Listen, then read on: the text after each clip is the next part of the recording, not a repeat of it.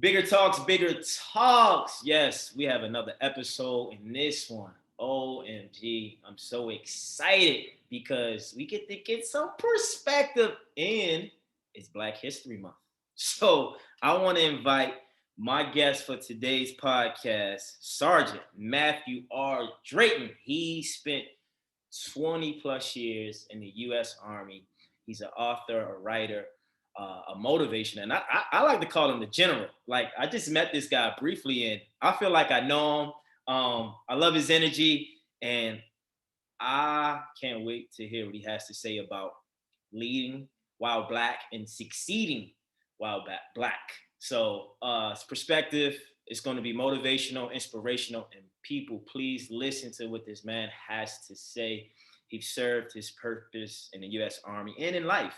And he's also has his training certification from the fitness background. So we're going to talk all things, being Black, being African American, being a leader, and just dealing with the challenges and changes over the years, and get to hear life from his perspective.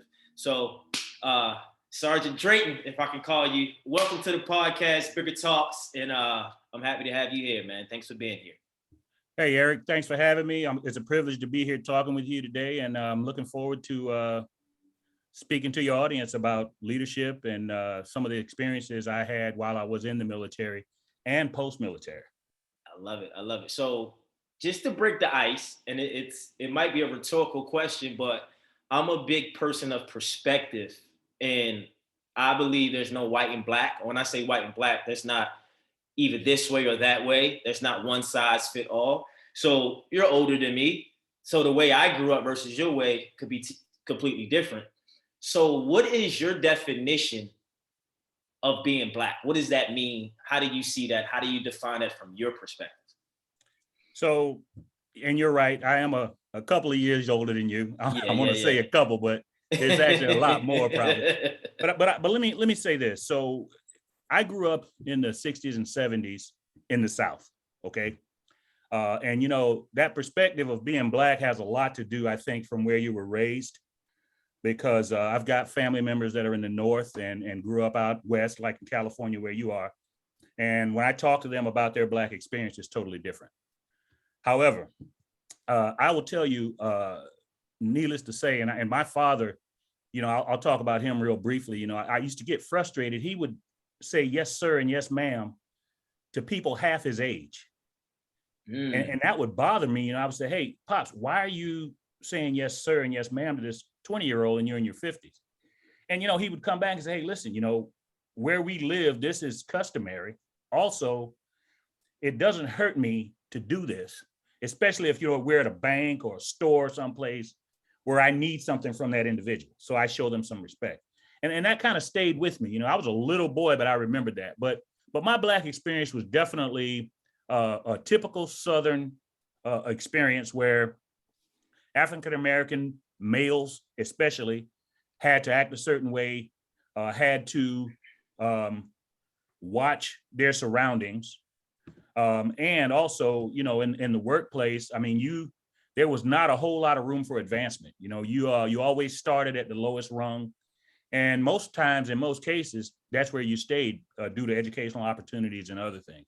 So that was kind of my Black experience growing up. Interesting. And with that being said, so you say you grew up in Georgia, right? What part? Correct. Grew up in Savannah. I don't know if you've ever been there. Yeah, I had a friend whose wife is from out there. Okay. It's interesting time and perspective. So I went to Nashville, Tennessee about a year ago to visit a friend. And I got me a nice boutique hotel. It was like near downtown. Mm-hmm. And I didn't see many Black people. And so I can't say Nashville is considered the South. Maybe it is. Yeah. But my experience being in a hotel and then running into Black individuals, their energy was different with me. Like they was excited to see me. Like I was like, and most of the people who did, how do I classify this? So the guys at the front desk or who was running the spot, they wasn't Black. But the guys who was coming to bring me an ironing board or check if my shower was working, they were Black. More so like everyone's customer verbal. service. Yeah. And so Customer service people. Yeah. it was just interesting. And I've never experienced anything like that. And by the way, I'm from Baltimore, Maryland. So I grew up in a predominantly Black environment. And that's all I knew. Inner city, tough, but these are your people. So I say all that to say, because I have a friend who's from Skipperville, Alabama. His name is Brian Johnson. He actually is my BJ the Dreamer. He's my book publisher. And he's from the South. So they always say being Black in the South, like it has a ring to it, like it has a connotation that comes with it. What does that actually mean for someone like myself and someone who's not from the South in those times, or maybe in these times? Yeah. So, it's interesting you brought up Nashville. Nashville was the last vacation my wife and I took before COVID. Okay. So we went down there like in the fall of 2019. It was our first time going to Nashville. We stayed in an area called the Gulch. Okay. So that was kind of, it was a nice area. The hotel we stayed in was very nice. It had a rooftop bar, things like that. And, it's interesting you brought that up because we experienced some of the same things. There were a couple of front desk people that were Black there, and they seemed really excited to see us. And they really, if I came and asked for something, they really took good care of me. So I really appreciated that. So I experienced that. Back to your question, as far as the growing up in the South and how I think what you're asking me is how explain it to someone who isn't from the South. Is that kind of what you're? Yeah, it's like in Baltimore, we have an accent. So we don't say Baltimore, we say Baltimore. We say mother, we say father. So our slang, some other people might not understand, but I can break it down to them. Right. So when you say you from the South, yeah, I know you from the South, but being Black in the South, I had some people who are not Black from there say, oh no, it's different. Yeah. I got some Black friends that grew up in the South and and I don't want to say racist. I don't know if because that's so general, but I'm trying to understand the details of what that really means for someone who doesn't understand it, if that makes sense. Yeah. Yeah. So I'll start back some of the things. So I was part of the first school integration in like 1970. All right. So I lived in a Black neighborhood, predominantly Black. We had some white families sprinkled in there, but not very many. So they bussed the white kids into our schools. And so this was the first time that I had ever had any interaction with a white person. I'm very thankful for it, by the way, because what it allowed me to do was learn more about them and better help me be able to navigate as a man in the world, because there's differences and you have to be able to talk and work through those differences and understand people for what they are. So that was very helpful. But growing up, one of the things that I kind of noticed right out of the gate was there were a ton of stereotypes. As a matter of fact, the kid that I came real close to, his name is Carl Showalter.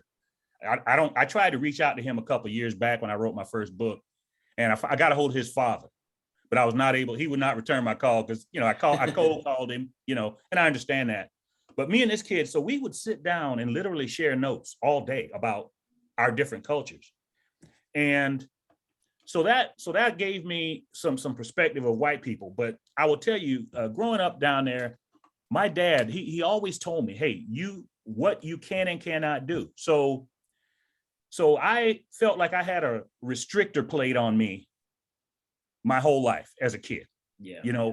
Where I could go, what neighborhoods I could be in, what I could say to people. You know what I mean? Yeah, absolutely. So as an adult, so think about this. Now, the military helped me to break out of that shell because, you go in the military, it's a little different there too. You immediately, people are yelling at you. And is this with color as well and race as well? Is difficult even more, you're saying, or just in general, because it is in general. I'm talking in general, and we can talk about race in the military later on. But in general, the military is a different mindset. So that got me out of my comfort zone and gave me more confidence to speak up. But if you could imagine, just hundreds of Black boys growing up with that restrictor plate on them, not having that confidence, being leery, looking around every corner, then kind of molds you for what you're going to be. You know, everybody doesn't get that opportunity to go to college, to go out into the world and do other things. So you kind of, your mindset stays that way. And unfortunately, some people, they don't ever fully develop, you know, because of those, because of their upbringing. And in the South, then that's the South in a nutshell. It's just, it's especially for Black males. I mean, it was, you know, Black women have, in my opinion, have always kind of not been looked at as much as of a threat. And you know, you can go back to the old days of slavery and even forward. You know, Black women were allowed in the homes to take care of family. I mean, they had access that Black men could not get. Yeah. So you were saying, you know, Black men growing up in the South in your time, and maybe still to today, they have mental barriers that are put on them that they might not subconsciously understand. And they're living from a fixed mindset. And they might want to adapt a growth mindset, but they don't know how to enhance or develop that because of, you know, subconscious restrictions. And it's interesting, you know, the polarity of that growing up in the South with the discrimination and the restrictions. It was like that for me growing up in Baltimore City, where there was a lot of drugs being sold, a lot of violence, and a lot of just negativity. So you go to certain, if you go out at night, you know, you looking over your shoulder or you walking home from the store, basketball practice, you got head have to be on a swivel. Like it's, you know, and it's odd, but that was my reality as a young man. I heard you mention being in the Army. So I played sports growing up, I'm very disciplined, and I'm about results and I'm about getting things done. So before you got into the Army, what was your profession, or what kept you busy the most, and what was the intentions to join the Army back in your day? Yeah, so like you, I was a decent athlete. I played sports. I played sports in high school. I played basketball and football, but you know, one thing about football, you get in high school and then you start realizing, hey, I'm not as big as some of these other guys. Right. And then these cats start running you over. This guy Gregory ran me over one time, and that was kind of my epiphany on, hey, you know, I'm gonna find something else to do. So I gave up football. I stuck with basketball for a while, but then I kind of got more concerned about my finances. And so I started taking little odd jobs there in Savannah, and I started working at grocery stores, restaurants, wherever I could work. And that kind of got me, you know, into a mindset where I could get out on my own. Yeah. The military now, I will tell you, so I grew up underprivileged. You know, my parents didn't, my father, I'm an only child. Okay. My mother died when I was 6 years old. So, oh, wow, really? Yeah, man. So I was kind of so I don't know if you know what a latchkey kid is. Yeah, can you explain? A latchkey kid is a kid who has a key to get in, let himself in and out of his house while their parents at work. Oh, wow. So I was kind of, I didn't have any adult supervision. So when I got home from school, you know, I could or could not do my homework. You know, my father was not a well-educated man, so he couldn't check in on me with my homework. And so I would let myself in and out, but I'd be running the streets, you know, getting into a little bit of everything. And thank God, you know, back then there were people in the neighborhood that could jack you up and tighten you up if you got out of line. And there was a lot of that going on for me. And I thank God for that to this day, because who knows where I would be. Yeah. But so after I graduated from high school, I said, you know, man, I got to do something. So I went for a jog one afternoon, and then I ran by the recruiter station. And I ran by and I looked up and I saw it and I ran back and I went in there. And I would tell anybody within earshot, don't ever go into a recruiter station without a plan. Because, man, listen, this dude, long story short, I walked out of there signed up. I mean, wow. Oh, yeah. He promised me the world, told me everything. And what was interesting about it, so I sign up and I take the delayed entry. So this is June. Now I'm in 6 months, I'm leaving to go report for basic training. And I go tell my pops, and he's like, man, that guy tricked you. I'm going to go take you back down there and get you out of this thing, you know? And I said, no, pops, I want to do it. And I'm really glad I did. My initial thing with the military was to do it just to get away for a while. There's a lot of stuff going on. Savannah's not a big city like Baltimore, but there was crime, there was drugs, there was a lot of black on black crime, murders and things like that happening. So, I just wanted to initially get away from that and travel a little bit, see the world and make some money. That was my initial plan. However, once I got in, I started liking it. I was traveling a lot. I was able to, make some decent money. Well, not back then, but over time.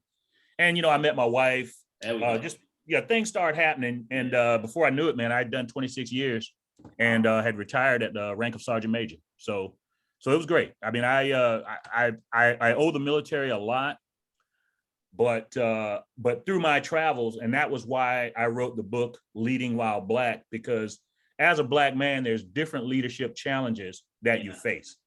And I'm sure there's many examples out there, but in my book, I talk specifically about some of the things I dealt with.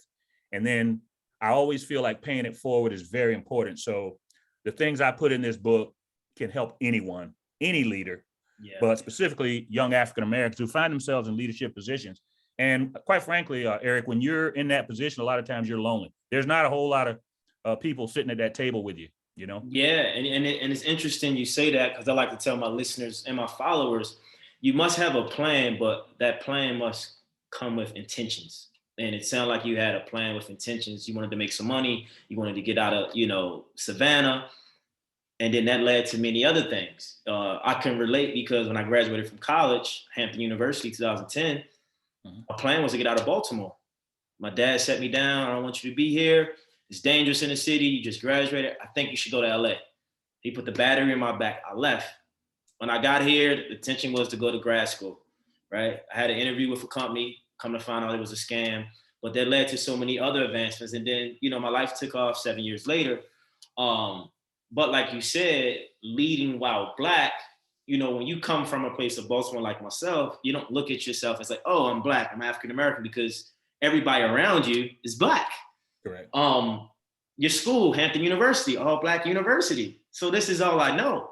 But when I touched base in LA, what I loved about it, that it was diverse, that it was different, that people were open and people were accepting. But I did realize, and I guess I can say when I got here, I had a goatee, then I was clean shaven, and I realized how people were responding to me differently based on my facial hair.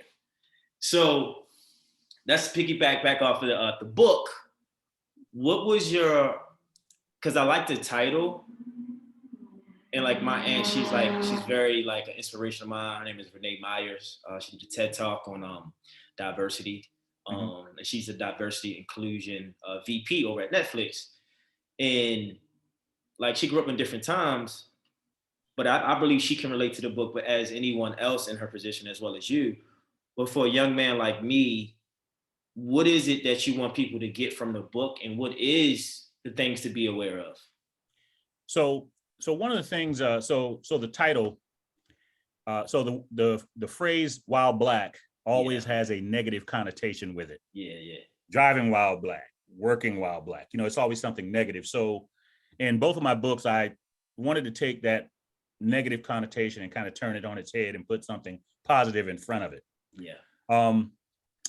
So as far as what I want people to get from Leading While Black, the first lesson I want them to get, the first thing I want them to understand is leadership, or the lack thereof, is the leading cause of most of the problems in the world today, period. And I think a lot of people, when they think about leadership, they're thinking, well, it's being in charge of things, but leadership applies to your daily life and how you even deal with your internal things you have to deal with. You have to have a plan, you have to have a system.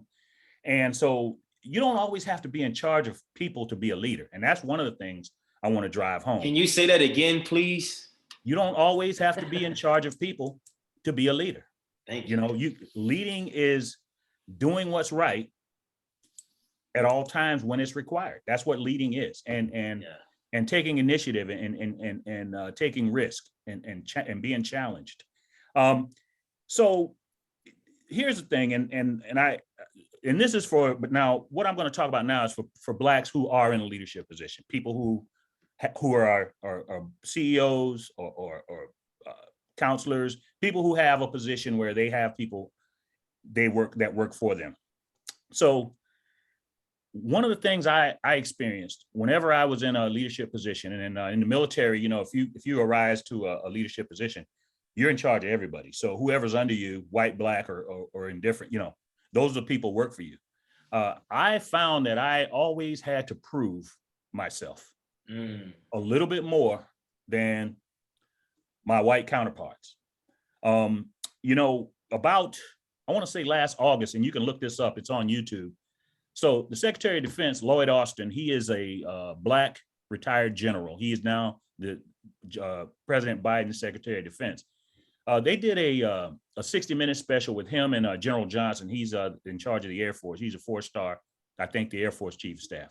Yeah. And they asked General Austin, they said, hey, give us some history about your military background and how race played into it.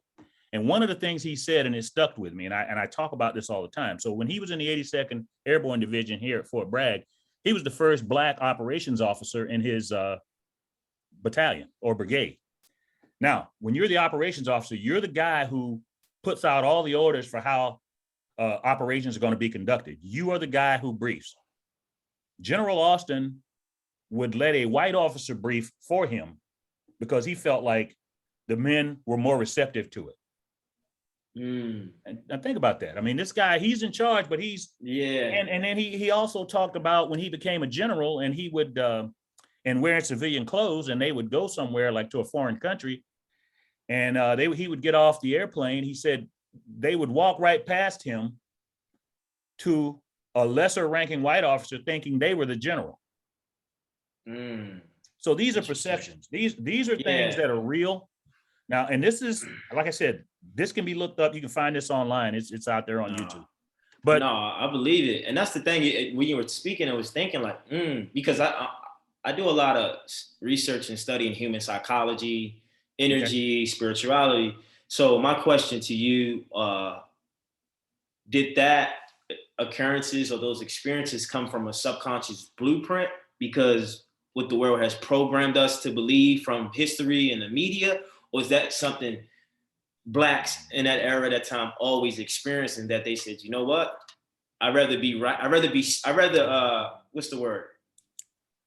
I'd rather do what's right and not what I think is smart. No, I'd rather be smart than right. And right is, I'd rather be the leader doing the right thing, and I'd rather be smart and let my counterparts that would people be receptive to listen to them. Right. Yeah, I think he was doing what we call basically survival. Okay, got it. I like because here's the thing. If he gets up and gives the briefing, and half of the guys tune out and don't pick up on everything he's saying, or don't take copious notes and forget something, then that's going to come back on him. They're going to say, this guy's a horrible briefer. He's responsible regardless. He's a horrible briefer. And so he is looking at it from an angle of, you know what? It's fine.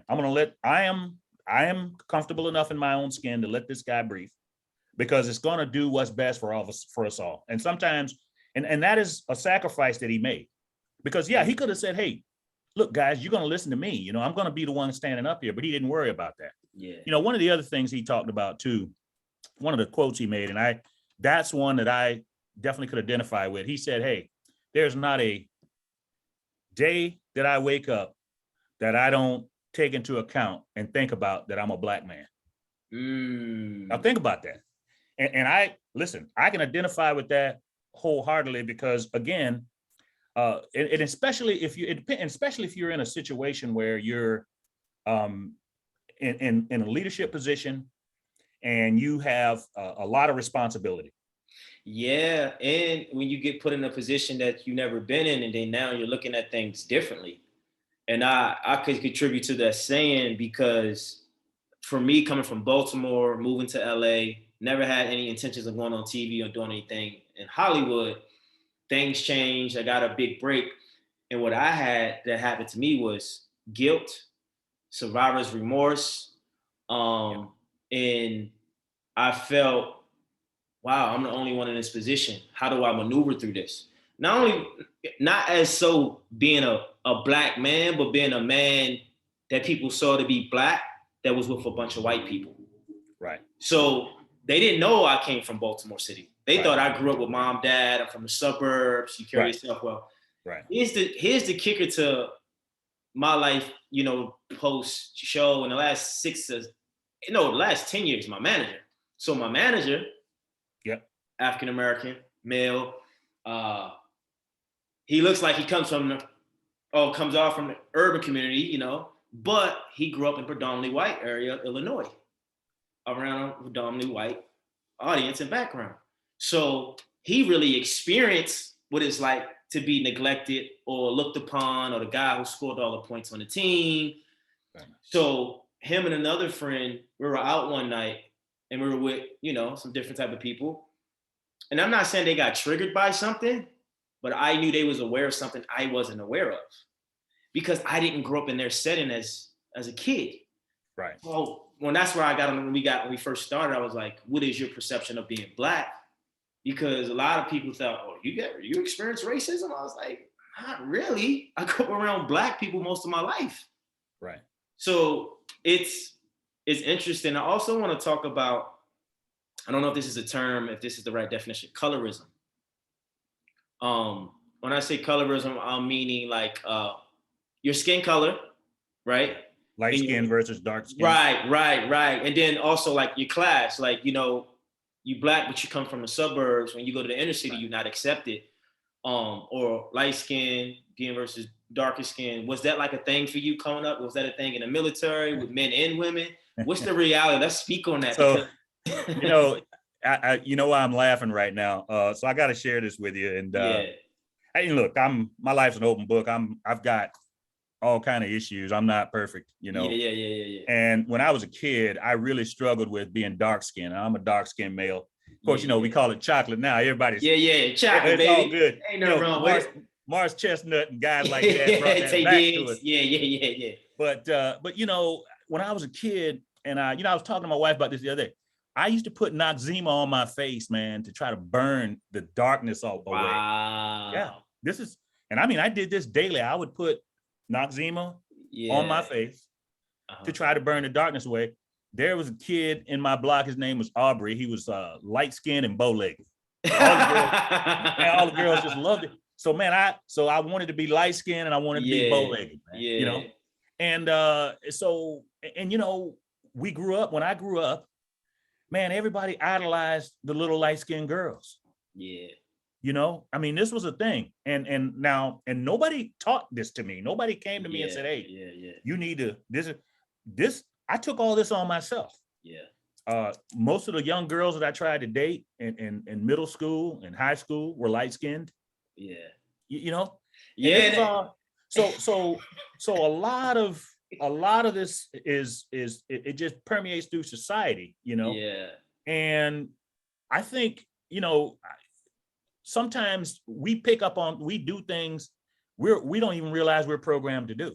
And that's what I was just saying. My era growing up, you had that pretty red bone, the light skinned girl, right? Or my friend, she made me aware of this. She was like, "Well, I come from. We always say she's pretty for what do you say? Pretty dark skinned girl. She's pretty for a darker girl." Yeah, and I'm like, so when you think about, we used to say this consistently. Right. What you mean she pretty for a dark girl? Like, what does that mean? Like, if she's pretty, she's pretty. But you're not even aware of the programming because everyone is saying it and it becomes a thing. So I didn't even know that was and then with me being lighter skinned, people either thought you was soft or you was weak. Right. So they would try you. So it's just funny. It ebbs and flows, but it's a reality that a lot of people face. We got mental health in these days. We got bullying. That's a big thing. Yeah. And I think it's important for people to own their skin color, for them to own their power, but more importantly, understand it and saying, look, it's okay. Yeah. But the media does promote certain imagery and things that make people think I want to be this and not what I am already. So, and colorism is one part of it, but another thing that I experienced throughout my career with some blacks that got into positions of leadership or got into organizations where there were very few African Americans, a lot of times you would see these individuals morph. Mm-hmm. And what I mean by that is they start taking on interest, appearances, and doing things to kind of fit in.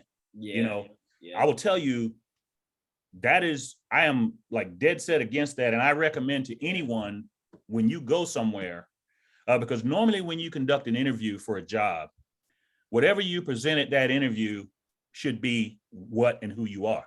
Yeah. And a lot of times that is what that organization has decided. Yeah, this is what we want. We want Eric. Yeah. We want the Eric that sat before us. But what happens a lot of times when people get the job and then they get in there and they don't fit in quite like they probably think they should, they start morphing into something else.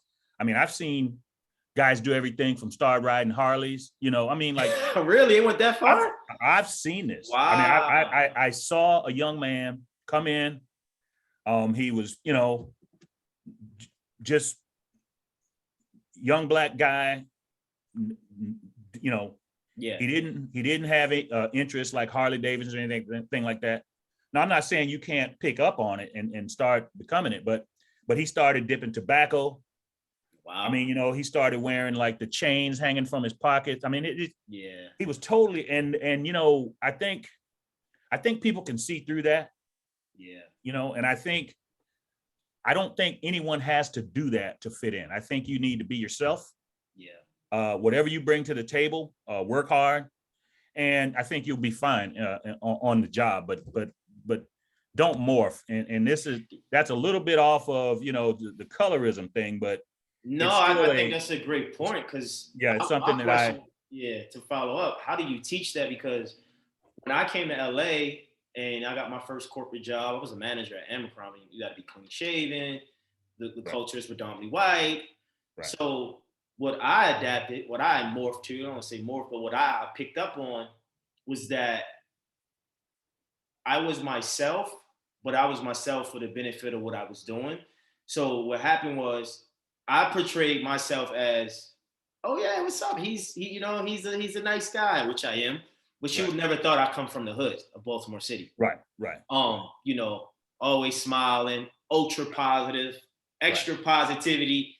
But what I did realize, coming from my background, I got to a point where I'm like, man, I'm cursing a lot. I'm cursing a lot from the music I'm listening to. I'm speaking really fast, right? Because I'm not really pronouncing, because this is what happened to me in college. Say that again. What's your name? I say, Eric. I say, what? I used to get offended. It's Eric. And he's like, Ern? So then I started realizing, like, oh, I'm not finishing my words. It's Eric. It's not Baltimore, it's Baltimore. So then you have things of code switching. Right. But my dialect says I should say Baltimore. Right. So how does a person, because my cousin and I, we talk about that, how does a person not get so ingrained into that, not taking sides and not morphing, but having balance? Because then let's take it to another level. I believe 85 to 90% of people in life are not themselves, especially when it comes to work. And that's why I'm not for the cancel culture. Yeah. So what you talked about. So the way I'm speaking now, this is not how I spoke when I was a young man growing up in Georgia. I used a lot of slang. Yeah. From the South, man. I mean, talk crunk, Yeah, man, you already know. No, I mean, that kind of thing. And I mean, that's how we spoke. Yeah, that's how we spoke, yeah. But now, I think what I'm not saying, don't improve how you communicate to better yourself. That's not what I'm saying. What I'm saying is don't pick up hobbies and start doing things and that to fit in, because the way I look at this, if you improve your diction or improve the way you communicate orally and written, that there is absolutely nothing wrong with that. That is, I don't look at that as morphing. Yeah. I look at that as improving yourself. Yeah. But if you're riding Harley Davidson and you don't care about motorcycles, then that is Yeah, there we and go. that's the Yeah, I get distinction. it. That's the distinction What's yeah, because I definitely understand what you're saying. Yeah, because obviously, I've had having written a couple of books, and I'm a member of the National Speakers Association, so I speak to audiences all the time, yeah, and I have to connect with everyone. I can't just connect yeah, with one group of people, yeah, but growing up in the Black community, it was a lot for me. I mean, I am grateful for that because I understand, struggle. I understand, what it means to not have, yeah, and I understand discrimination big time because growing up in the 60s and 70s, man. I mean, there was a lot going on then, and so that's what I tried to encapsulate in my book and talk about, and try to give some lessons and some examples and some strategies to help people navigate their way through this stuff. yeah. And I think perception is important. When I went on the Bachelor or the Bachelorette ABC, Yep. That wasn't until I really could see the divide in America. Because that was the first time in my life I see like, oh, okay. I see what's going on. Oh, this is what we're doing. Got it. And then I had to realize my white counterparts, I love them, but they didn't experience life the way I did. Right. Once I left their present, even like coming from the hood, right? Oh, you Hollywood now. You ain't got no time for us, big Hollywood, big shot. You ain't got time for us. I'm like, damn, you getting exiled for growing and evolving. No, man, you phony. And I'm like, what is this about? So, what's interesting, you talked about that. And so just truth in lending, I love Bachelor Nation. I mean, I try not to watch it, you know what I mean? But my wife watches it. Yeah. And it's just good entertainment, man. You know what I mean? I just, and they do some hella editing in there because I know. Oh yeah. But it's interesting. You brought that up about you being so you would have to, and you're a young man, you probably remember this. So Madonna wrote a book years ago. I think the name of the book was called Sex. Okay. A lot of pictures in that book. A lot of pictures in it, right? Yeah. And it was, some of the stuff was pretty graphic. Well, you know who Big Daddy Kane is, the rapper? Yeah, absolutely. So Big Daddy Kane did a couple of shots, photo shots in that book. Okay. Man, listen, there was no Twitter back then, but man, I'm telling you, like magazines like The Source, and they came after him he would have been canceled. He would have actually been canceled. No, and that's the thing. Like, being a Black man in my position and coming from a predominantly white show, I got some slack from some sisters. Oh, you don't like, we get that. And it's like, people don't understand the position they put you in or the mentality, the things you have to think about when you just being yourself and you just living life. You're not even looking at it from that angle. But people are in their perspective and they don't understand what you got to go through as an individual. So what I had to realize was that no one cares until it's them. No one is affected until they're in a position. Because I used to be this person, oh, why would he do this? And I would never do that. And it's like, okay, it's easy to say it. Wait till you get in a position. So it's funny and it's fun because I understand with lack of information, lack of awareness, and also paradigm shifting and perspective. We don't know what we don't know. So we're only speaking from our perception, which is our truth. So I can say, oh, bro, you're from the South. You haven't been near anything. You was in the military. You got benefits. What do I know? You lost your mom at 6 years old. That's why I want to talk about. How did you endure that? What was the challenges you faced with women because of that? How did you get through that? I have a friend who lost his mom last year. And he told me, he said, E, I'm empty, bro. That was my pride and joy. I don't know what to do. I'm empty. Money won't change it. Right. That's a different plight, Yeah, and definitely, just to speak about my mother a little bit, I remember her. We were almost inseparable. I mean, I was with her all the time. My father worked, and my father struggled with the bottle a little bit. He had some alcohol problems. Yeah. So when she died at 6 years old, when I was 6 years old, it was just me and him, and he had never really spent a whole lot of time with me. You know what I'm saying? Mm-hmm. So now I'm motherless and I'm an only child. So, I'm just out there trying to survive on my own, basically, because while my father was at work, and and you know, again, I'm very grateful for those people in my neighborhood that helped me grow up. But I always felt like, and to this day, I always felt like my mother watched over me though. Like There we she go. just, you know what I mean? There's just, there were things, I mean, I made some mistakes that probably should have cost me dearly. You know, I won't get into them, but I never, but I somehow got out of those situations. I got out of those mistakes.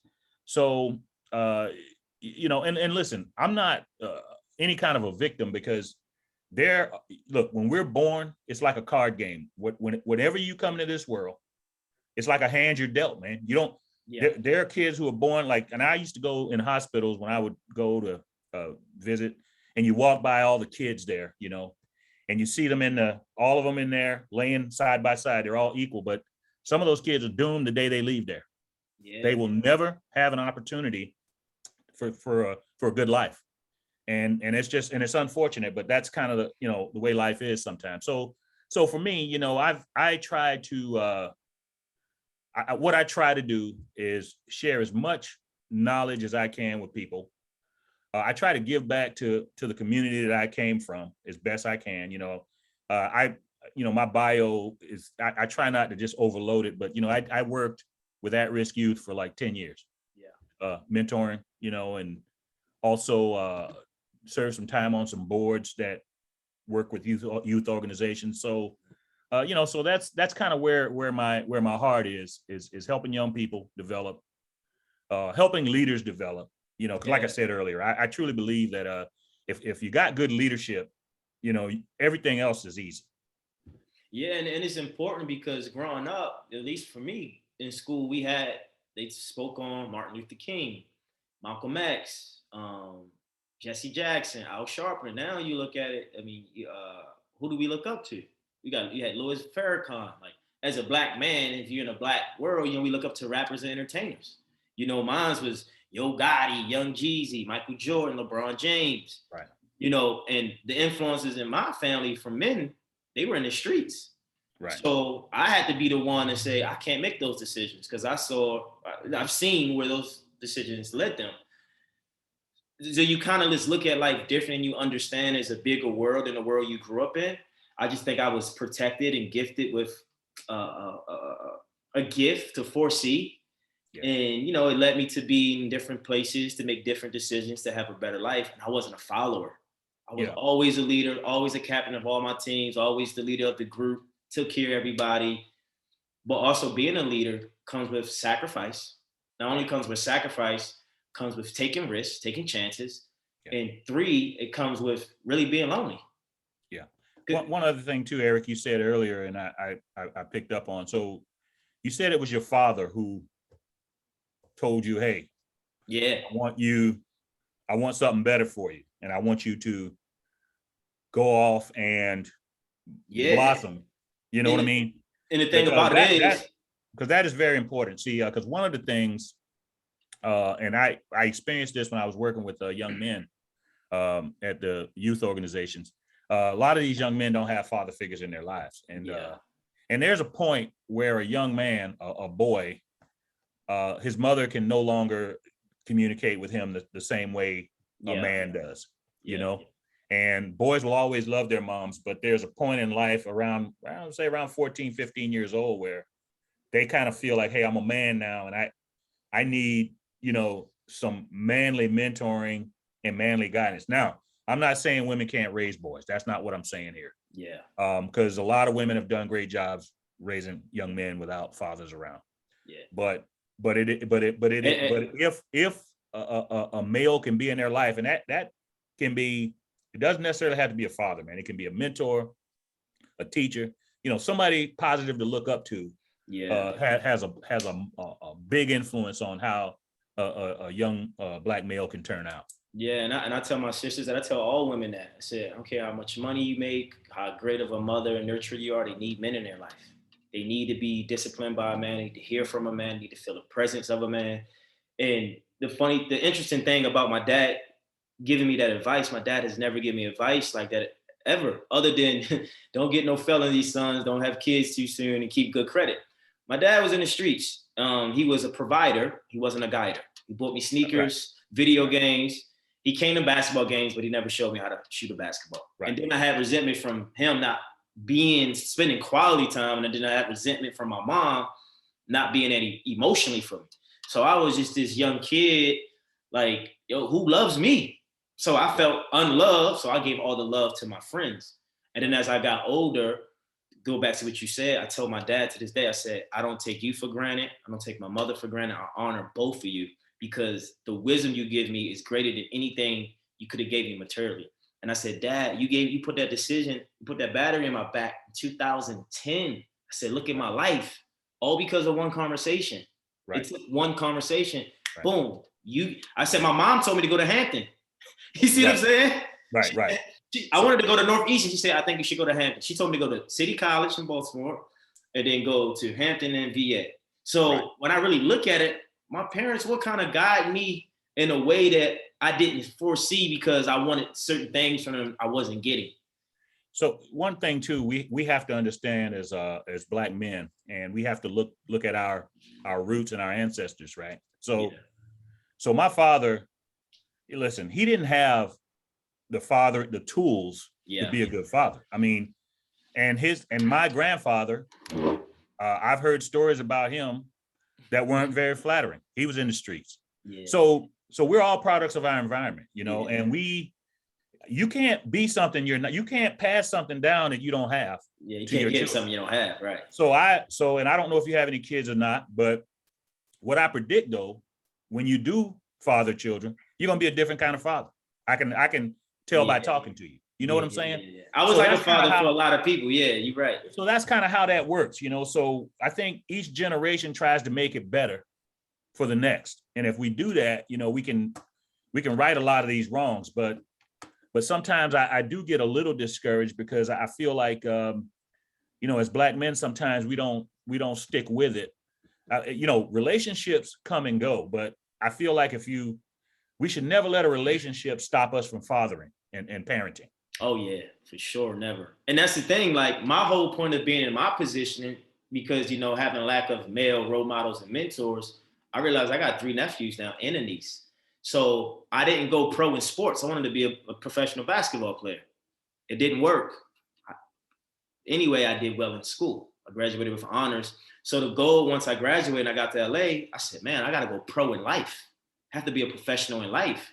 And so I started reading books. I started learning things, going to seminars, and like, what do I need to do to change? What do I need to do to evolve and be like men like yourself? And I was on your page earlier, and I just want you to kind of give me your interpretation of these quotes. You say bad moral character and bad leadership are synonyms. Or synonymous. Synonymous, yes. And basically what that means is I don't think a person with bad moral character, lack of integrity, can lead people effectively. I just don't believe that.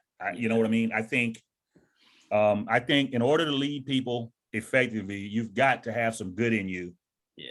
And you've got to have some moral character, because a lot of times when we're in leadership positions, Eric, we're given a lot of responsibility.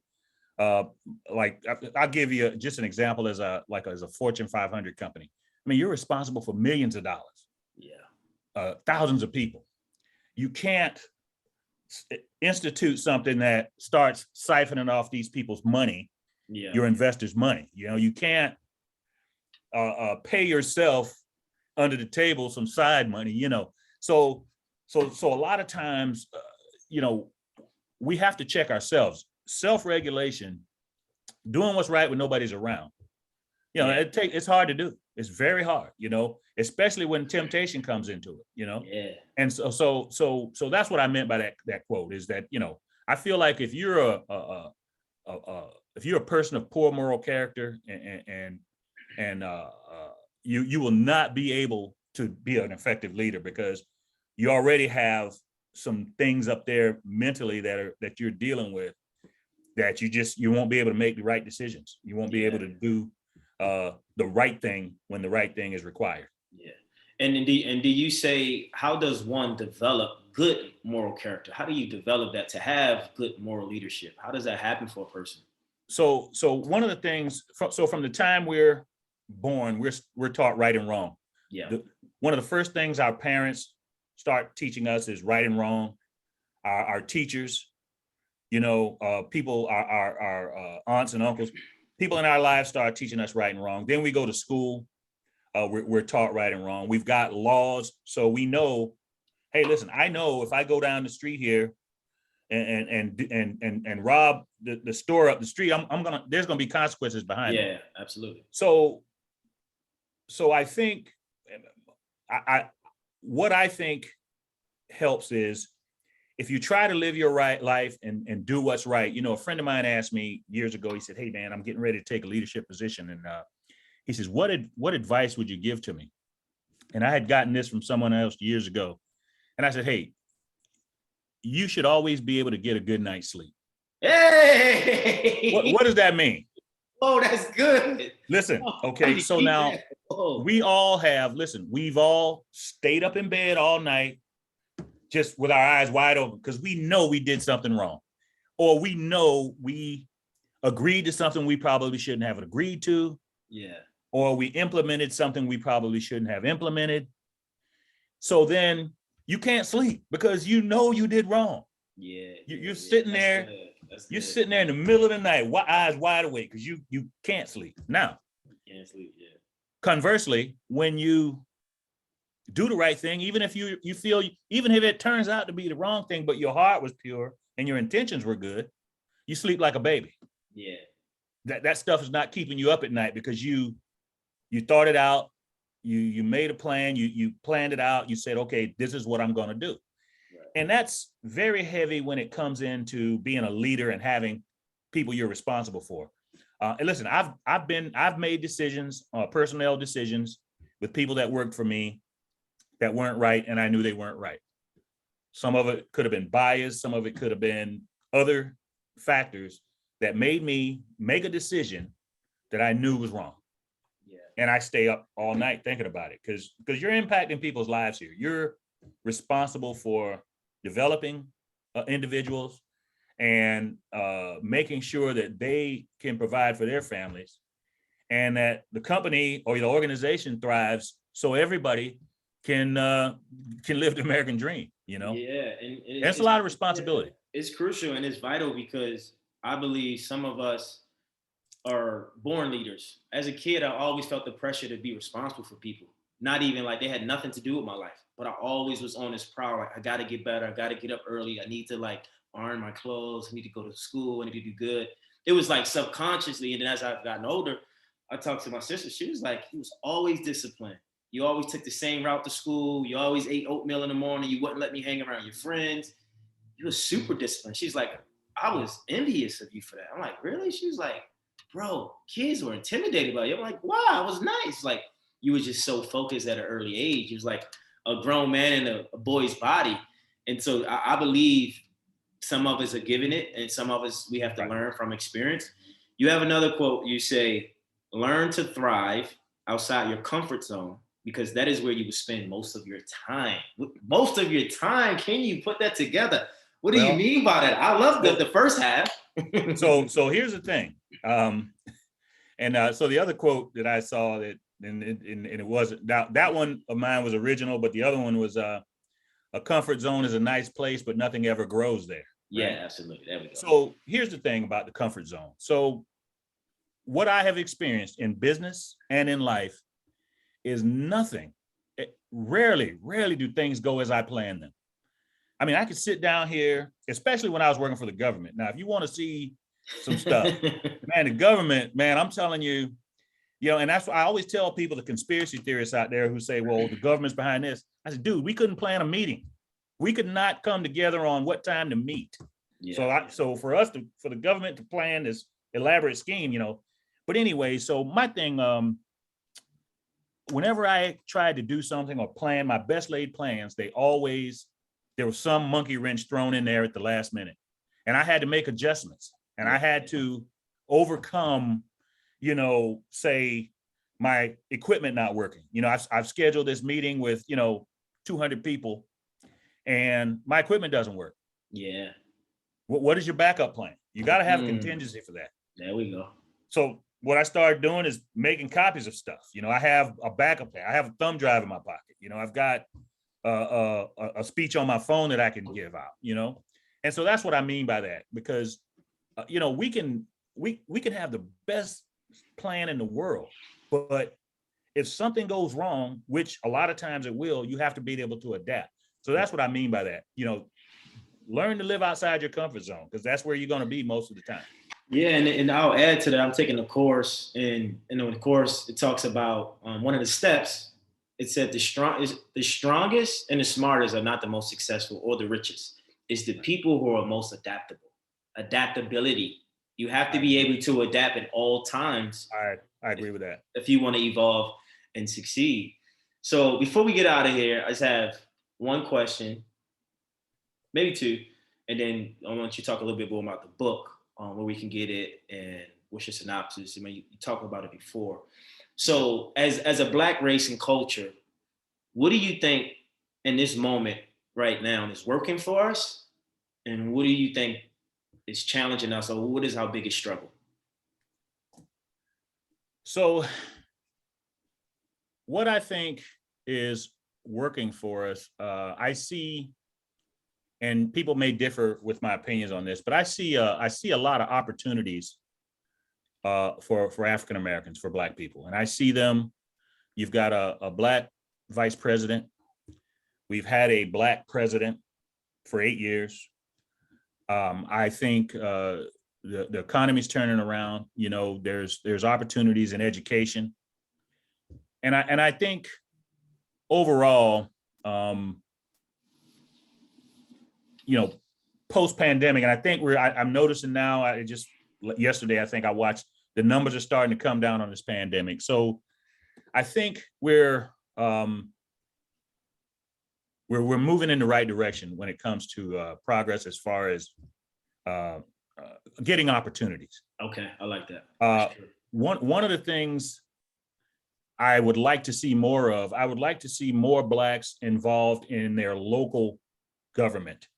And what I'm talking about is school boards, district, city council, town council, this type stuff, because I think a lot of times we focus on Washington, D.C. so much, when that stuff doesn't necessarily impact us as directly as having the right school board members. You know, if you've got kids in school, you want to make sure you've got people on that board that are going to look out for kids and have the requisite experience to look out for kids. You know, one of the things about our politics in America is anybody can run. You know, you don't have to have any experience. Yeah. You know, you just have to have a campaign money and have people, you know, back you. Yeah. So I think we should get, that's one of the things that I would like to see more of. As far as your second part of that was, what do you think is hurting us? Yeah, we struggle with the most that we probably could get some help or be more aware of. Yeah, so I definitely, I think, well, one of the things I wish we could do, I wish we could get people to treat us on our merit and not lump us in, you know, just give us opportunity, give us a chance to prove who we are. Listen, there are bad people and there are good people in all walks of life, in all races. Yeah. But one of the things that bothers me is especially as a Black male, you're automatically lumped in, and you're looked at. You know, I told you about the vacations I take. You know, my wife and I, we go to sometimes resorts, we go to nice places, and I will tell you, I get looks. I get, you know, people mistake me for a worker. You know, I've gone down to the gym on the first floor, and you know, people leave. You know, and look, none of this stuff. Now I have the mental capacity to deal with all this. I've dealt with it for a long, long time. Yeah. But I can understand how it can really frustrate young Black men and young Black people. So I think the biggest struggle we have is just in 2022, it's still being accepted as a productive members of society, man, which we have been throughout our history. Yeah. Throughout our history here, we have contributed greatly to this nation. Mm-hmm. So what I would like to see is people treat us that way. Absolutely. you know, we deserve that just like everyone else. And so that's kind of. No, I respect that, and it's true, and it's like it is a time and place where you do on not on the surface level, but internally you feel like you got to prove yourself. Oh yeah, like, no doubt about it. Especially when it comes to like professional stuff outside of sports and athletics. Yeah, you got to prove yourself. Yeah, Can you CEO do this? type. Yeah. Yeah. And so I pride myself on education. Information changes situation. Even with going to getting bank loans and improving your credit, getting a certain type of credit cards and osmosis, hanging with different type of people just to see what are they learning, what are they thinking about. A client of mine, George, got pretty successful, and I was asking him, I said, look, why does the bank want to acquire so much debt? He said, well, look, the bank's money is a product, and they need to sell their product, their money, to make money. And I was like, oh, right, that makes sense. Yeah. So things like that. There's a movie, I believe, I don't know if I remember the term, came out in the 70s, the title. It's something like The Crook by the Door, or the guy infiltrated the spook by the door, infiltrated the CIA behind the door. Yeah. So, I don't know if that was your intention when you went in the army. I don't think it was, but I think for me, it's not that energy, but it's more so I want to know what you know. Like, what do you know? How are you doing this? You've been doing this for 3 decades. How? Yeah. Oh, okay. So you weigh your mindset, your mentality. Yeah. Oh, you don't have trauma around it. Oh, okay. Oh, you grew up different. Yeah. So what you're saying is you're allowing yourself to be mentored. Yes. Now, I want to talk about that real briefly too, because one of the things that Black men in particular struggle with is mentor relationships. One of the big problems we're having right now on college campuses, both white colleges and HBCUs, is the African American male population is dwindling fast. Mm. And one of the things is that has come out is that young males won't go to the guidance counselor to figure out, to kind of get back on track. Yeah. It's like, hey, I can't ask for help. I'm soft. You're soft if you need help. You're soft if you go to somebody and ask for assistance, and this is a mentality that has been in our communities for many, many years. I mean, I grew up that way. I mean, look, you just didn't complain, man. You sucked everything up. You dealt with it your own way. You internalized it, but you didn't go and say, hey, I don't understand this. I need help. You couldn't do it. So that's one of the things. So I applaud you for, saying that you allow yourself to be mentored, because I think that is very important. I mean, even at my age now, I still have people that I lean on for information, because we don't know, we don't have it all. I've got a couple of friends. I've got one that is a psychologist. Yeah. And I talk to him regularly. And then, that guy, he's trained. So he understands human behavior, and a lot of the things I run by him, we discuss it. So there's nothing wrong with that. Yeah, and I love learning. And I'm a lifelong nerd. Like, I'm gonna always be learning and ask questions to better my understanding, so I can add value to the people I'm trying to teach and motivate.